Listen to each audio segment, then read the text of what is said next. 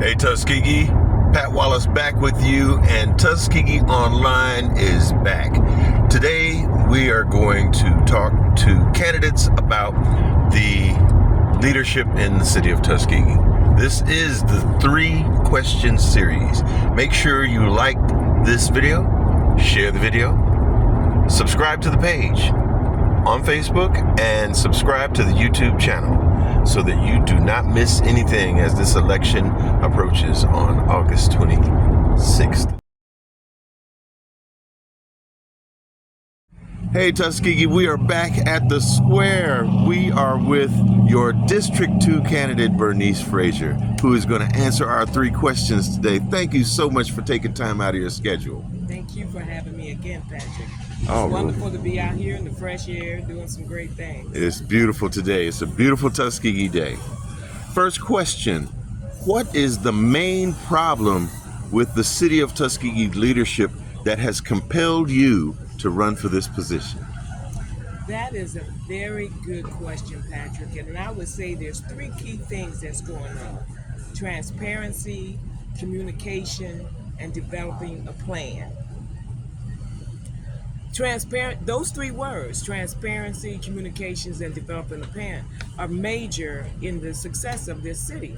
Transparency, of course, everybody knows that that's letting everyone know, but it's also about being upfront and fair. Even if there are some things going on, you let the public know so that they can support you in what's going on. They let them know that they're not guessing, not letting the street committee give the information to the public. Communication is done in several ways. Why is it that we don't have an up and running public access channel? We have Channel 6, but it's not being utilized to the best of its effectiveness. We should have a studio here. We should have programs that's being broadcast daily. You should be able to see the city council meeting that's scheduled at different times, that you can turn it on just like you turn on any other station. What is our communication across the board? You can have even robo-type calls to inform the citizens of any emergencies, anything that's going on, just simple stuff like your trash day is changing because of the holiday. So on this day, District 2 or District 3 or District 4, your trash will be picked up according to that. Those are just simple logistical things. And then reconstructing or rejuvenating an area. That doesn't mean destroying what you have. What it means is accessing what you have and then improving on that. For instance, how do we divide up the city to make sure that all aspects of the city are getting some attention when it goes to our infrastructure building? My proposition is that we divide it up and have crews that are assigned to certain areas of the city, and that's their area they take care of. And so by the time they finish that area, it's time to start over again. And that includes not just cutting the grass, but taking care of the buildings in that area, taking care of the street maintenance, and then have a list of things that they have to accomplish. One of the other things that I wanted to talk about, Patrick, that I think is very important is a plan to revitalize the whole city structure. There are some important key positions that are missing for the development of the city. One, we don't have a civil engineer. I don't know how we think we're going to progress if you don't have a civil engineer that's working for you to make sure that you're putting infrastructure correctly, that buildings that are coming into fruition are done correctly. We just need a civil engineer. The second thing we need is a department that's developing funding. It's a procurement department, and people say, well, they think procurement means just purchasing, but it doesn't. Procurement means procuring funds that can sustain the city. I believe we could just have 4 major events that are sponsored by the city to make sure that this city always remain in the black and never in the red. We can have signature events. Let's just take Christmas, because everybody loves Christmas, right, Patrick? So we can have a signature thing that's germane to Tuskegee. We have a beautiful lake. We can have a giant Christmas tree out on the lake and have fireworks and fun, because we don't have winter the same way everybody else does. So that can be a key thing. We have a beautiful square here.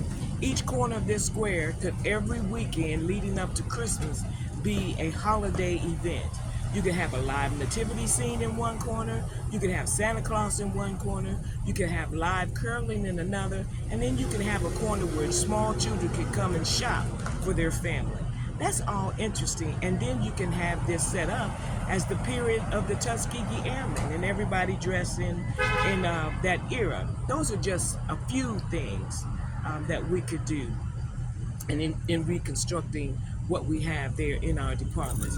So I think that the leadership today, although they have accomplished a lot, it took them a long time to do it. And I think some of the vision is stagnant.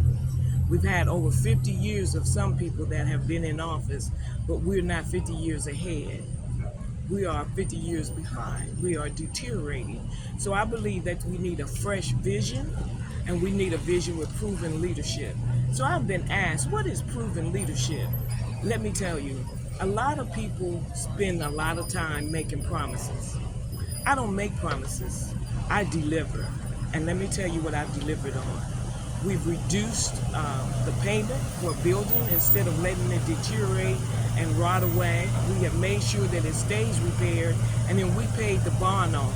Not 1 year, not 2 years, but 12 years early, saving 1.8% in interest, $1.8 million in interest we've saved. We may not have a hospital, but we are making sure that we have the best advanced health care for our community and our citizens here. The latest thing that we've done is we just purchased a 3D mammography machine that is there for the best service.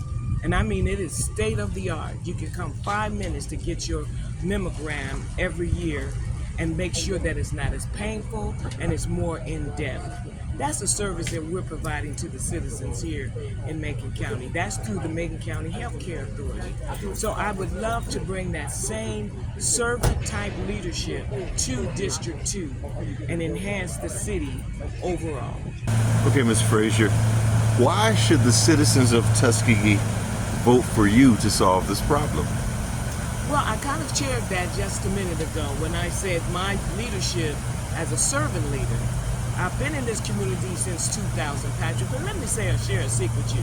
I've been in love with Tuskegee way before I came here in 2000.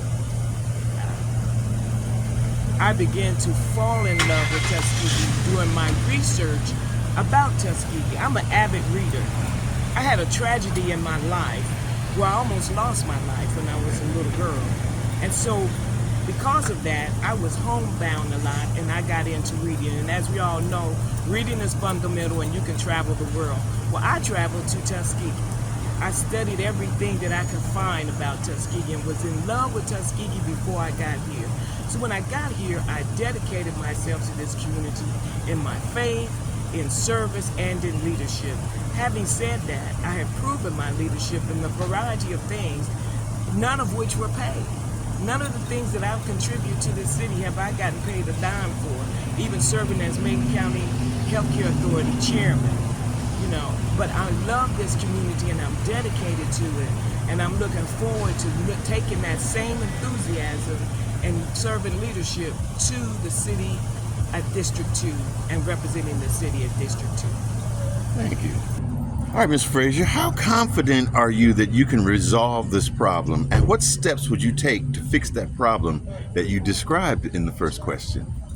Well, I would take it the same way I've been discussing it earlier. I do what I do for this city in a servant leadership type of position. I've proven what I could do without making one promise, but I have delivered on several things. I was instrumental in bringing legitimate ambulance service to this county. And a lot of people have discussed, like, well, we should have an ambulance service here in Tuskegee. To me, that's a fruition, and why would you do that when you already have ambulance service here that's being paid for? What you can do, though, let's just look at that aspect. What you can do is reinstate the fact that every fireman has to be a certified EMT.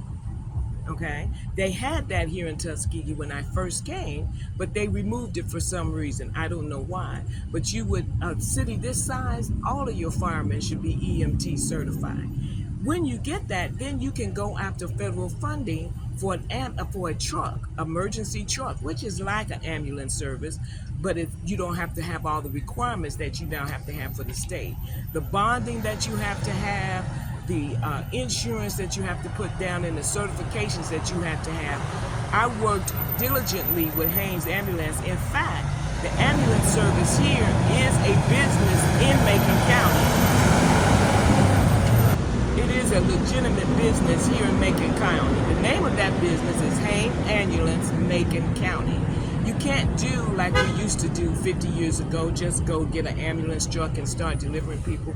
There's too much that you have to have and certifications you have to reach.